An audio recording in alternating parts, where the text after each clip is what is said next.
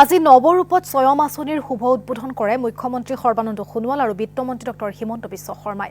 এই আঁচনিৰ বাবে আবণ্টিত কৰা হৈছে ১,০০০ কোটি টকা।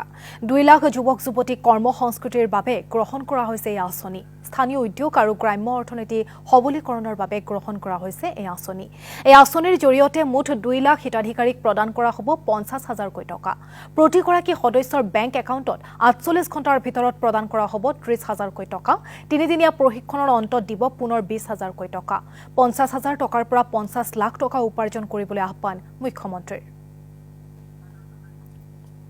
আমি আত্মসহায়ক গোটৰ মাজেৰে ৫০,০০০ টকাকৈ অনুদান দিয়াৰ যি প্ৰতিশ্ৰুতি দিছিলোঁ আৰু মহিলা আত্মসহায়ক গোটসমূহক আমি যি ৫০,০০০ টকাকৈ অনুদান আগবঢ়োৱাৰ সিদ্ধান্ত লৈছিলোঁ, এই দুইটা আঁচনি ৰূপায়ণৰ বাবে আমি কাম আৰম্ভ কৰিছিলোঁ।